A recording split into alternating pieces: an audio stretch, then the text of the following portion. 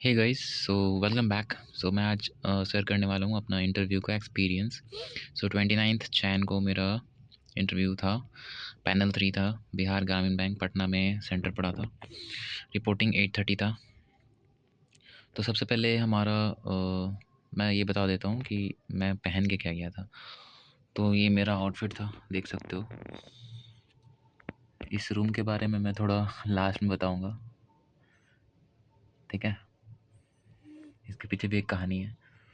ये मेरा आउटफिट था। ऊपर में मैंने लाइट ब्लू कलर का शर्ट पहना था एंड नीचे में देख सकते हो नेवी ब्लू पैंट है एंड ब्लैक शूज़। बस मैं टाई वाई नहीं लगाया था एंड मैं कुछ ये कोट भी नहीं पहना था, ठीक है।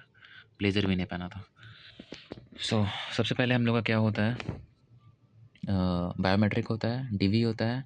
डीवी होने के बाद 5-5 लोगों को लेके जा रहे थे। सबका मतलब फ्लोर नंबर 5 पे सबको लेके जा रहे थे।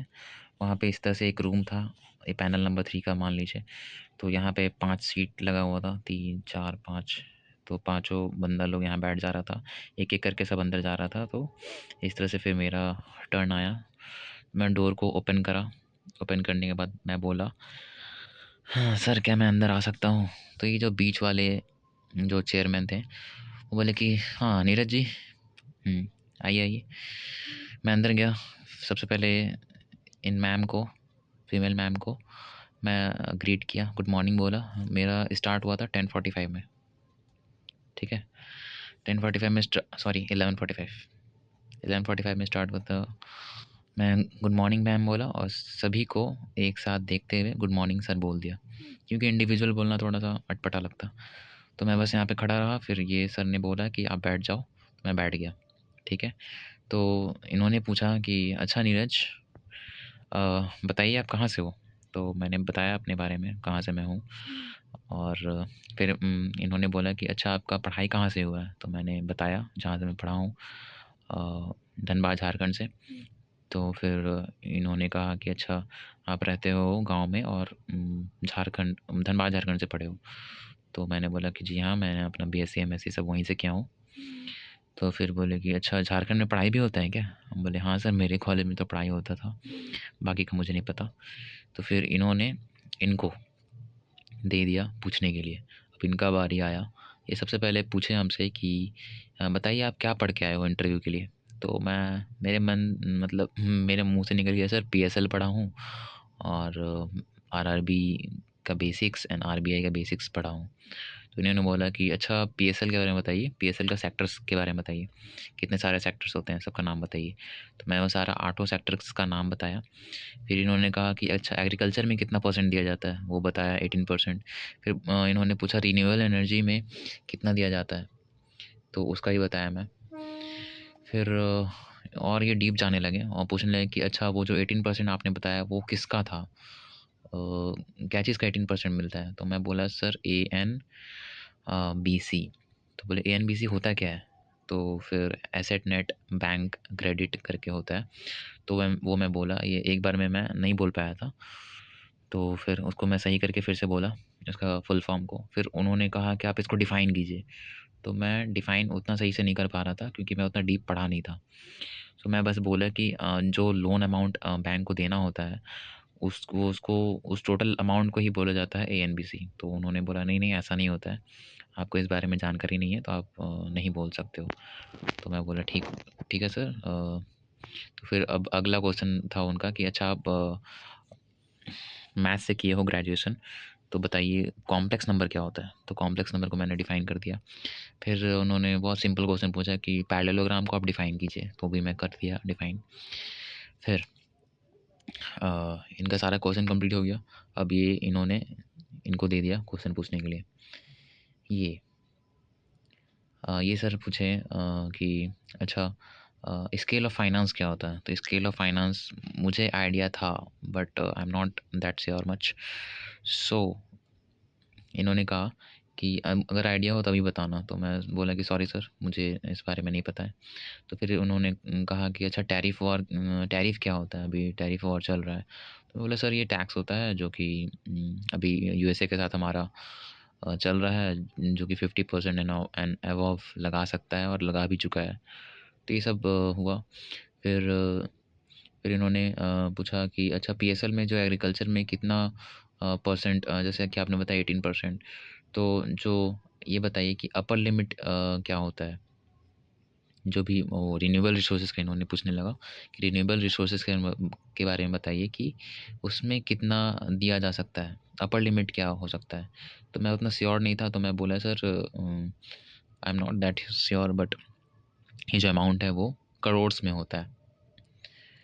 तो फिर बोला ठीक है, कोई दिक्कत नहीं है।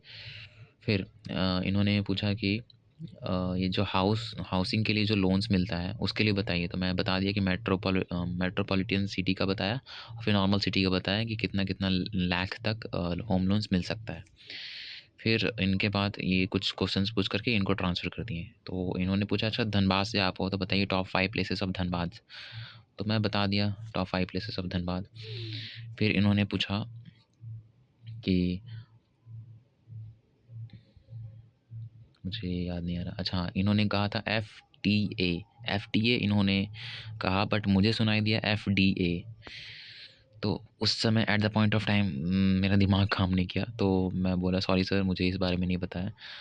तो उन्होंने मतलब वो पूछना चाहते थे FTA which is free trade agreement, जो कि यूके सॉरी यूरोप के साथ हुआ था। और कुछ दिन पहले ही 26 जैन को ही जो चीफ गेस्ट आए हुए थे, और 26 ऑफ जैन को, तो उनके बारे में पूछना चाह रहे थे बट मैं सही से सुन नहीं पाया, तो मुझे बहुत बुरा लगा क्योंकि मैं नहीं बता पाया आते हुए भी। और फिर उन्होंने पूछा कि अच्छा एक ऐसा स्टेट बताइए जिसका 2 कैपिटल है। तो वो तो आसान था, वो हिमाचल प्रदेश था। और मैं जल्दी में जम्मू एंड कश्मीर भी बोल दिया था, तो मुझे उस समय याद नहीं था कि जम्मू एंड कश्मीर भी एक ये होता है, यूटी होता है। तो बोले ठीक है। तो फिर इन्होंने पूछा कि आपका ग्रेजुएशन में जो सब्जेक्ट है वो उसका नाम बताइए। अब उतना तो मुझे याद था नहीं, बट फिर भी मुझे याद था real analysis, complex analysis, fuzzy sets etcetera और डिफरेंशियल कैलकुलस। तो ये मैं बोल दिया। मैं बोला कि सर मुझे पूरा तो याद नहीं है बट इतना मुझे याद है तो मैं अभी बता पा रहा हूँ। और फिर इन्होंने इनको ट्रांसफ़र कर दिया। फिर इन्होंने पूछा कि बताइए टेनेंट्स फार्मर को कितना लोन्स मिल सकता है। तो इसके बारे में मेरे पास आइडिया नहीं था, तो मैं बोला कि सॉरी सर। अब इन्होंने पूछा पार्लियामेंट का टाइप्स बताइए। तो इसमें मैंने बोल दिया कि राज्यसभा, लोकसभा और तीसरा मुझे याद नहीं आ रहा था, विच इज़ द प्रेसिडेंट। तो वो प्रेसिडेंट होता बट मैं वो प्रेसिडेंट नहीं बता पाया था। तो उन्होंने कहा कि अच्छा तीसरा बताइए क्या होता है। तो मैं बोला सॉरी सर, मैं चल गया था फिर लेजिस्लेटिव, एग्जीक्यूटिव एंड जुडिशरी। बोला नहीं नहीं वो सब ने मैं नहीं पूछ रहा हूँ, मैं पूछ रहा हूँ कि 3 पार्ट होता है पार्लियामेंट का, तीनों पार्ट का नाम। तो फिर मैं थोड़ा देर रुका, तो उन्होंने फिर अगले क्वेश्चन पे शिफ्ट हो गए। फिर इन्होंने फिर ये फीमेल मेंबर को दिया। ये बहुत आसान क्वेश्चन पूछ रही थी। ये पूछी कि अच्छा बताइए कॉमर्शियल बैंक और आरआरबी बैंक में क्या डिफरेंस है। तो ये मैंने बता दिया। फिर इन्होंने पूछा कि अच्छा नाबार्ड का फंक्शन बताइए। तो बता दिया। कोऑपरेटिव सोसाइटी क्या होता है, उसको कौन कंट्रोल करता है, वो भी मैं बता दिया। सेल्फ हेल्प ग्रुप क्या होता है, वो भी बता दिया। तो ये सब मैम ने कहा कि अच्छा बहुत अच्छा आपने जवाब दिया। तो ये सब सारा हो गया। फिर बीच वाले जो चेयरमैन थे वो बोलते हैं थैंक यू नीरज जी, अब आप जा सकते हो। तो इस तरह से मेरा ये पूरा जो इंटरव्यू था वो 11:45 से स्टार्ट हुआ एंड 12 बजे ख़त्म हो गया। ठीक है।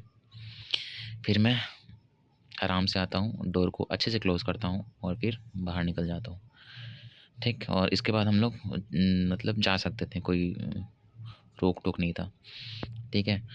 और हाँ ये जो मैं जिस रूम में हूँ वो रूम वहीं का एक मतलब जिस पैनल में हो रहा था ना इंटरव्यू, उसी के बगल में एक रूम खाली था।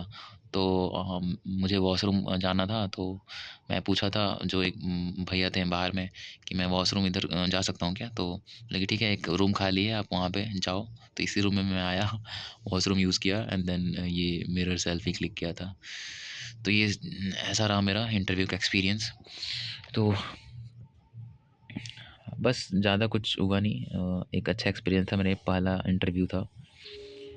So that's for the today. अब देखते हैं कैसा मेरा रिज़ल्ट हो सकता है, आ सकता है, इन हो सकता हूँ या आउट हो सकता हूँ। सो बाय बाय, टेक केयर।